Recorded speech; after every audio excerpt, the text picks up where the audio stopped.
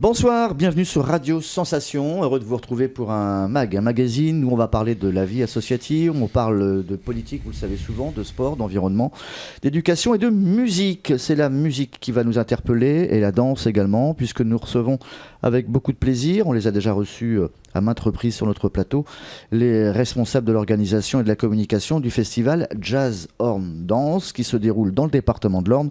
C'est du 14 au 28 de ce mois d'octobre. L'ouverture, ça sera justement le 14 octobre à l'Aigle, dans le département de l'Orne. Radio Sensation y sera. Nous serons partenaires de cette journée inaugurative avec un plateau. Ça sera entre 14 et 18 heures. On aura beaucoup d'invités. On en reparlera donc dans quelques instants avec entre autres Loïc Lepage. Loïc, bonsoir. Bonsoir Dominique. Vous allez bien ? Ça va ? Super.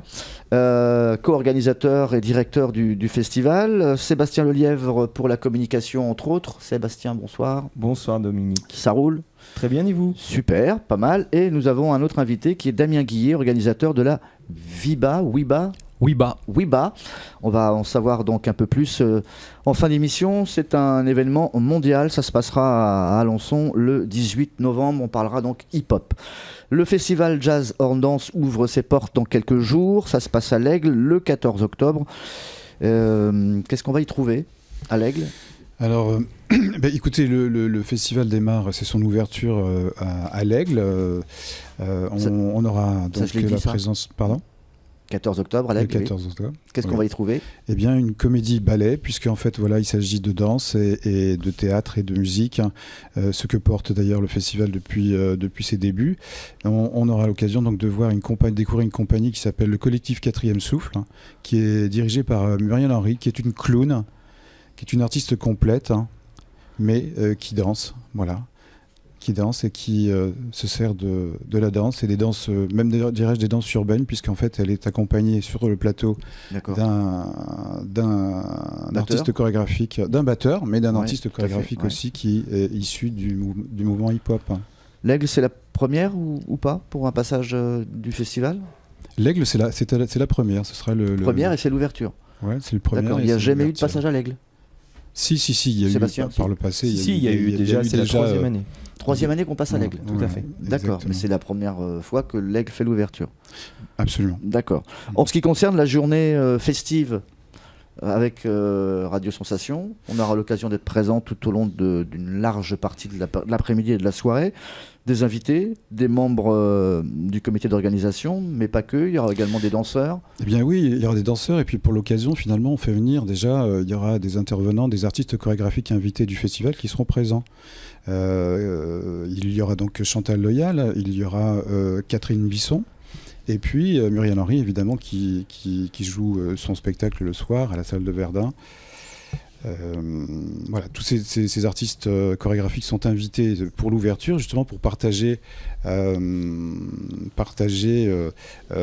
le sujet, je dirais, de l'art chorégraphique, avec nos invités aussi, entre autres élus locaux, institutionnels de l'art chorégraphique et réseau chorégraphique, en fait.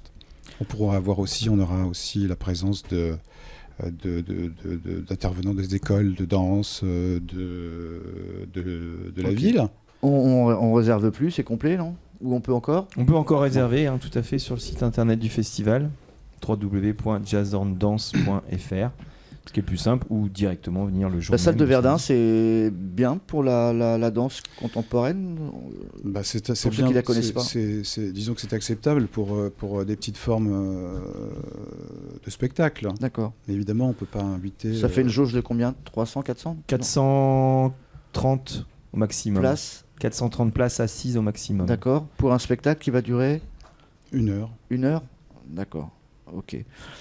Autre partie qu'on n'a pas encore abordée, c'est la partie alençonnaise, qui fait presque la clôture avec des spectacles, mais pas que. Il y aura également des parties chorégraphiques avec des profs qui vont venir un peu donner des conseils. Comment ça va se passer ? Oui, alors donc pour la clôture, il s'agira d'un plateau partagé qui démarrera en première partie avec un tremplin chorégraphique qu'on a intitulé le Jump, enfin le Jazz Horn Dance Jump, et qui se poursuivra avec plusieurs pièces chorégraphiques d'invités de chorégraphes de la région, mais également donc Catherine Bisson qui sera très présente aussi lors de cette soirée, mais durant la semaine également. Zigzag, c'est quoi? Alexandra Posé.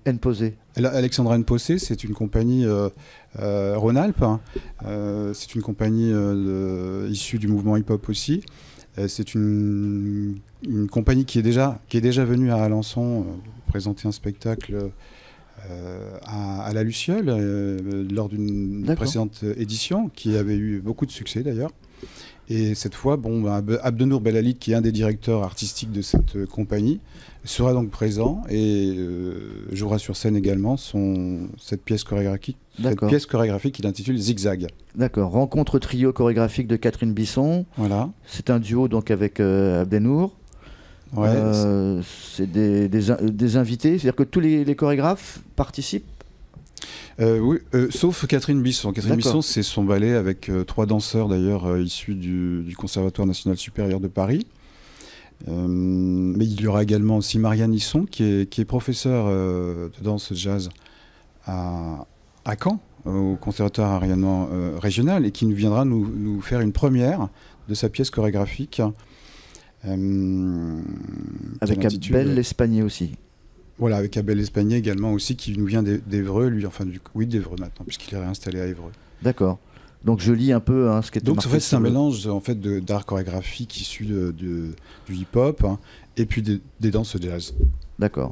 Donc c'est surtout un hommage à la formation du prestigieux CNSMD de Paris ou pas? Oui, parce que je pense que... Pour ceux qui ne connaissent pas, c'est quoi? C'est un peu le temple de la danse C'en est un, oui, si on veut. Bon...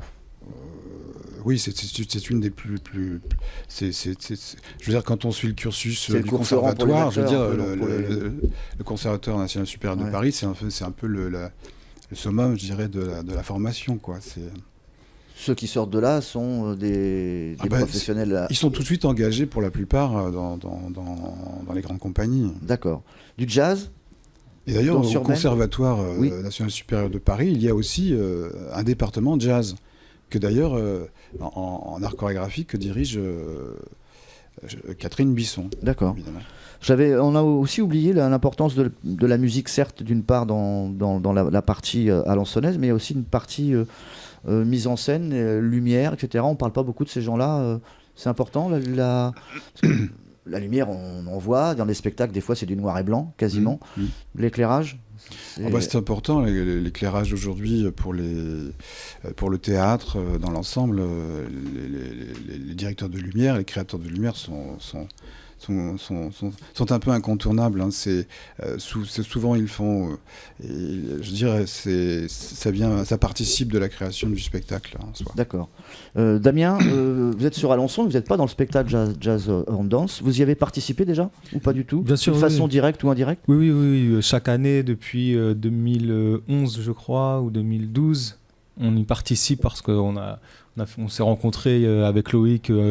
Je sais plus, un peu par hasard à la Luciole, je crois, ou je sais plus exactement la rencontre, mais on y participe et on a commencé, nous, la première année, vraiment sur une journée qu'on a appelée Journée des cultures urbaines, où du coup, l'association Mouvement Hip Hop avait pour but un peu de promouvoir les cultures urbaines à travers le festival Jazz and Dance.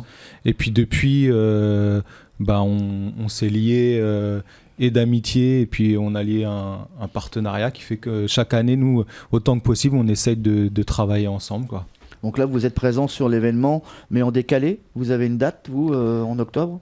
Alors, en fait, oui, ça se croise parce qu'on a avec l'association Mouvement Hip Hop et l'association FL Musique créé la Zone 61, qui est ni une association, c'est un concept, on va dire, d'un média qui nous permet de communiquer un peu plus sur ce qui se passe dans notre région et puis de proposer aussi d'autres animations sur un temps donné. Et du coup, ça se croise avec le festival Jazz and Dance. Donc, on a fait un partenariat sur ce festival et on a inclus du coup et des dates qui se passent dans le festival Jazz and Dance avec Zone 61 et vice versa. Donc, on essaie comme on dit, l'union fait la force. Donc vous, c'est quand? C'est le 20? Alors nous, ça commence le 21 octobre, 21. Ouais, tout à fait, à Alençon. Donc alors ça, c'est l'association 1, 2, 3 Salsa qui organise ça s'appelle Alençon Danse. C'est une réunion de plein d'associations de danse alençonnaise. Voilà, il y a de la country, il y a de la salsa, il y a de la zumba, il y a du hip-hop. Et l'idée, c'est de proposer initiation, découverte et une soirée dansante avec une entrée payante qui sera reversée à la Ligue contre le cancer. Donc, d'accord. Voilà. On aura l'occasion d'en reparler, Damien, parce qu'on va vous recevoir pour une prochaine émission. Messieurs, merci. On se retrouve tous, en tout cas, le 14 à l'Aigle, salle Verdun, pour l'ouverture du festival de danse normande Jazz Horn Dance, organisé par la compagnie Arthur Plachart. Loïc et Sébastien, Damien, merci. Au revoir. Merci à vous. Merci à vous.